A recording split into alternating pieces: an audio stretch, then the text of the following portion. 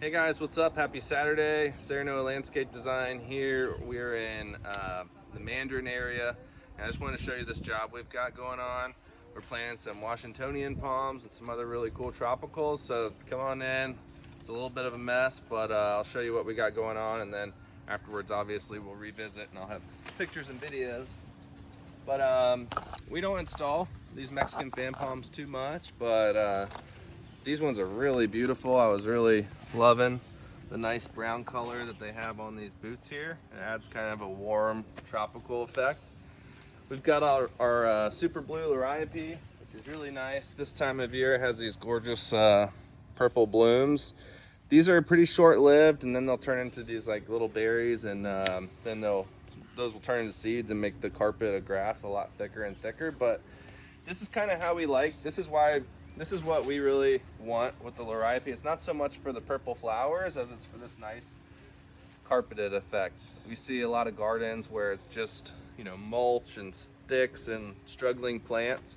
I like for all my jobs to just look, really strong and lush and vibrant.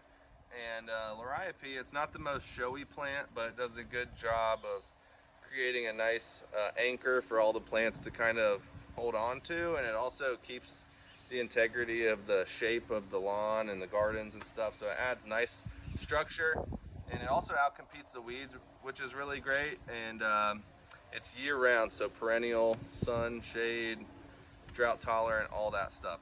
I use that on almost every job just because it's so easy, and it really helps our customers have a low maintenance garden. Anyways, this house already had some cool stuff to it. So we inherited some really beautiful cardboard palms on this job, really beautiful queen palms.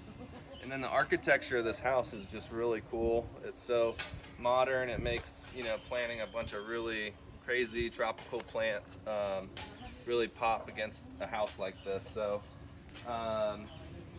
these cardboard palms, actually, like I said, they were already here, but I'm really glad that they're in kind of a microclimate on this whole yard to where the really tough winter that we had didn't burn them. Because sometimes, even in places that are more closer to the ocean and everything, they still get burned over there sometimes, but these ones look great.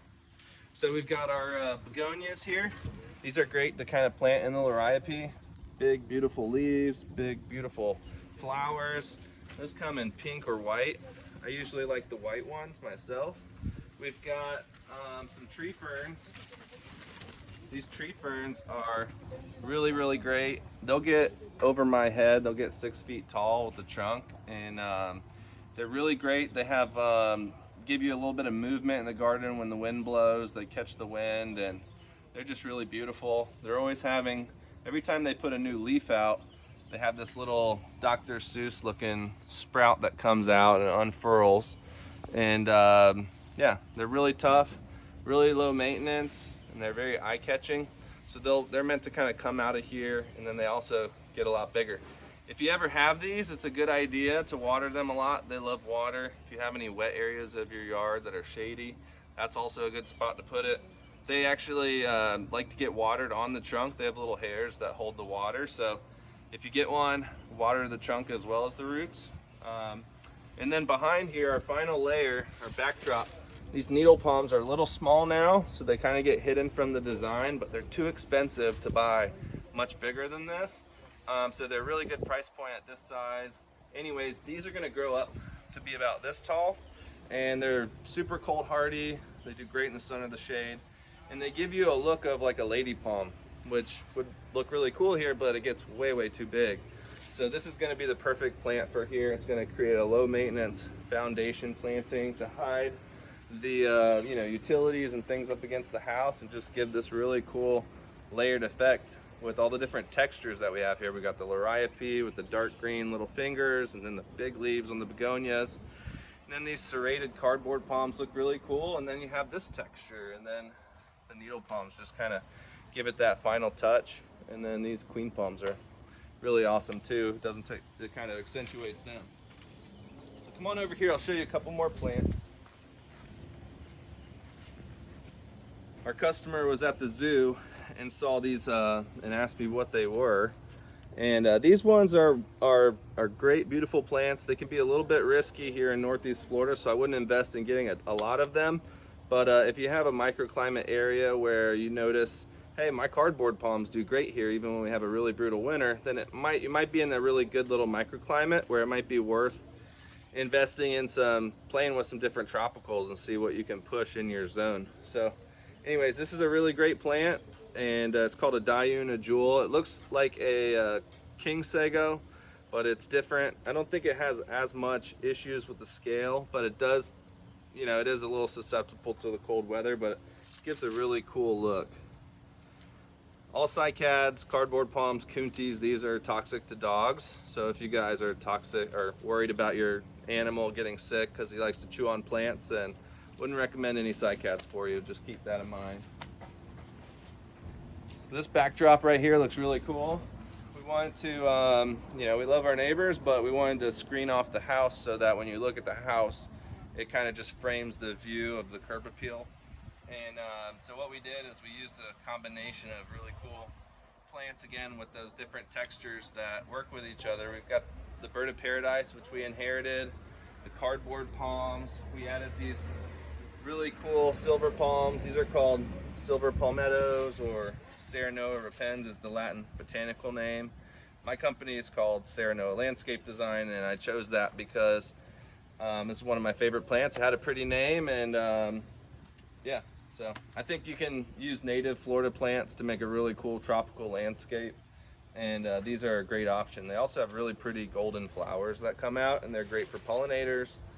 The seeds, I'm not sure how they work, but they do help with different parts of the body. I think your prostate or something is something. But anyways, we have a beautiful magnolia tree, which gives a lot of screening and beautiful texture. This is called a D.D. Blanchard. They have these really pretty velvety brown leaves underneath, and they get a pretty good size.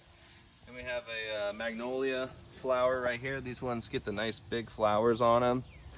First thing people say, there's two types of people that love magnolias and people that hate magnolias. And first thing everyone says when they say they hate magnolias is all the leaves that fall. So when I use them, I like to create a big bed. I like to put them on the buffers because they're great for privacy, and they grow full to ground. So that's what I mean for privacy. It's a full screen. Anyways, I like to plant them in a bedded area where when the leaves fall, they just become part of the mulch, you know, and build the soil and work with the whole landscape. They're also native to Florida, so that's a benefit as well. But they're really beautiful, and you know, for all those people that hate them, just plant them in the right place and you will probably love them. We've got another plant that a lot of people hate and have misconceptions about is this bamboo right here. This is called graceful bamboo, and it is a clumping variety. So there's two different kinds of bamboo, clumping, and then one that's called running, I think is what they call it, where, you know, the bamboos have all these runners that spread really aggressively, and a lot of people have had nightmares with that stuff. And this stuff right here is not that. It stays clumping, it grows slow, it gets about 25 feet tall, and it's also a great privacy hedge, and just really beautiful, but not the kind that is crazy invasive and everything. So one more plant that's really great. I wish that we could get our hands on this stuff more often. It's a pretty hard plant to get here in Northeast Florida, but it's one of those ones that is just bulletproof. This is called giant green ginger, Hedachium alpini or something like that, alpinii or something. Anyways, this stuff is much more cold tolerant than the common yellow variegated ginger that you see. That's the only difference between it, is the yellow variegation, and then this is the natural green. And this stuff is, as it is with most plants where a variegated plant becomes weaker than its original form, it's the same thing with this. The giant green ginger is a lot stronger than the yellow stuff, and it's very cold tolerant. Gets about 6 feet tall, so it's going to add to the different layers and textures here. We're going to have more liriape coming in front of here to give you a nice clean effect and a really nice property line screening.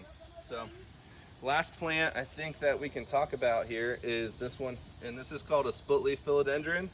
It's another great plant for privacy. I use it a lot for customers that you know, have a lot of space they need to cover and want something that's low maintenance. They just want to create a low maintenance area. This is a plant that does that, and it's also pretty cost effective. Bang for your buck. It gives you a nice 8-foot spread. But anyways, it gives you a nice tropical hedge that you don't have to trim all the time. Once they get going, if they're in a really happy area, then they will grow pretty fast and become kind of a, you know, a deal to take care of. But anyways, really great plant. It's gonna be along the road here, creating kind of a secret little privacy front yard that when you pull into the driveway, you're gonna see the front door, but then you're gonna look left and you're gonna have this really cool, just little oasis in your front yard. So anyways, I'm excited to show you guys the final pictures on this. I talked for too long. Hope you guys have a good day, and hold tight. We'll show you what the end result is soon.